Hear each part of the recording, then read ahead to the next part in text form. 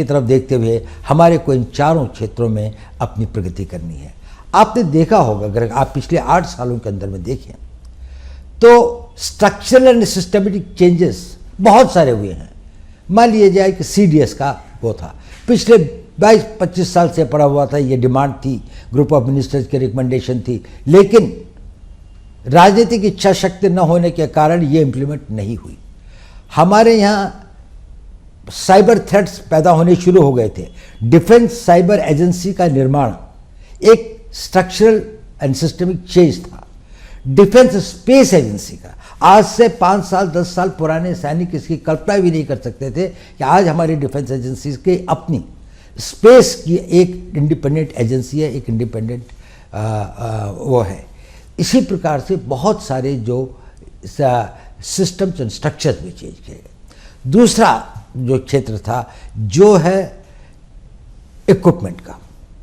आज हम, आपने देखा होगा, सरकार ने अपनी सेना के लिए कितने नए तरह के वेपन्स, हमारे पास में जो असॉल्ट राइफल थी जिस पर हम डिपेंड कर रहे थे 7.62, वो शायद इतनी कारगर नहीं थी, अब उसको रिप्लेस किया जा रहा है भारत में बनी हुई AK-203 के साथ में। ये एक बहुत ही कामगर और दुनिया की one of the best assault rifles होगी। इसी प्रकार से अगर हम देखें, चाहे वो पनडुब्बियों के क्षेत्र में है, चाहे वो personal equipment of the soldier है, चाहे वो एयरक्राफ्ट्स हैं, हमने लाइट कॉम्बैट एयरक्राफ्ट का और अभी 5th जनरेशन एयरक्राफ्ट एमका का हम निर्माण कर रहे हैं। तो इक्विपमेंट के क्षेत्र में एक बहुत प्रगति की जा रही है। और एक है टेक्नोलॉजी का फील्ड, जो सबसे ज़्यादा कॉम्पिटिटिव फील्ड है। इसमें पैसा भी बहुत लगता है और बहुत कुशल वैज्ञानिकों की आवश्यकता होती है। We need the top scientist who are globally competitive and others. देखिए, इस सरकार के टाइम के ऊपर में अंतरिक्ष के अंदर में जो बड़े और नए संकट आए, सारे का सारा वारफेयर जो है वो सैटेलाइट कंट्रोल होगा। आपका जो हवाई जहाज चलेगा या आपके जो रडार्स काम करेंगे वो सब satellite communication and satellite control होंगे। पर सर, ये अग्निवीर जो है उनकी ट्रेनिंग सिर्फ 1 या 3 महीने की होगी। मतलब आर्मी चीफ ने कहा है दैट बाय दिसंबर रिक्रूटमेंट हो जाएगी और मार्च तक डिप्लॉयमेंट हो जाएगी। ये कहाँ से आप उनको ट्रेनिंग दे सकते हैं रेडार या सबमरीन के लिए? How to run it, how will you train them इतनी जल्दी? मैं आपको इस पॉइंट पर आता हूँ, ये बहुत अच्छा पॉइंट है, मैं आपको अभी बताता हूँ। But I just tell you, before that let me tell you that is in the field of technology we have done a great this thing. We have got light combat aircraft, we have got AMCA, we have got submarines that we have made, we have given the nuclear submarines that we have launched, and we also became a space power. We have hit at the satellites. And the fourth pedestal of it is the manpower reorganization. Now, in the manpower reorganization, the point that you have raised was that is we must have a young, agile, fit, well-trained army. Okay. It is a contradiction. It's a paradox कि भारत का वो देश जिसकी सबसे young population है, उसकी एक oldest army है। जहाँ पर 2030 के अंदर में 50% लोग 25 साल से कम उम्र के होंगे, उसी देश के अंदर में जो सेना की एवरेज एज है वो दुनिया के सबसे अधिक एजेड आर्मीज में से है। तो हमें उसको ठीक करना था। अब आपने प्रश्न किया कि यदि हमारे को अग्निवीर बनाते हैं या हम अग्निपथ के रास्ते पर चलते हैं तो किस प्रकार से हम उनकी ट्रेनिंग और उनको इक्विप कर पाएंगे इन नई चुनौतियों का, to meet the new challenges and the threats. Will they be competent enough? Now let me tell you one thing.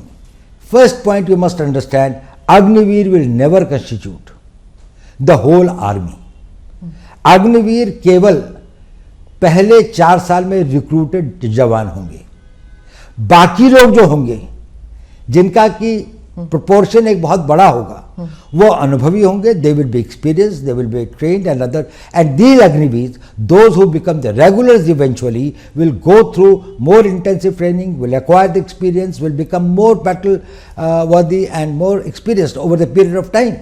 So Indian Army at any point of time will have a large number of people who, though recruited as Agniveers, but had been specially selected for their suitability, for their fitness, for their agility, for their motivation and for their aptitude for the job, and also did not have that sort of the personal problems by which they would like to leave the army and settle for something which is more stable and a personal life.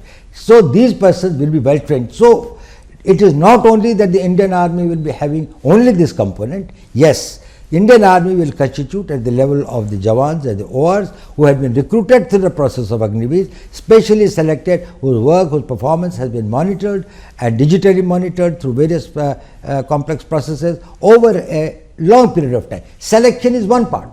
Even when you select people who are physically fit and others, it's a very small this thing. But when we observe them over a longer period of time, we are able to see that what sort of material do we have which will make the ideal soldier for the future. Imagine the army of 15 years hence, in which all those who have been recruited have come through the special 4 years probation period and then gone and joined the army. See their technical skills, see their motivation, their physical fitness and others.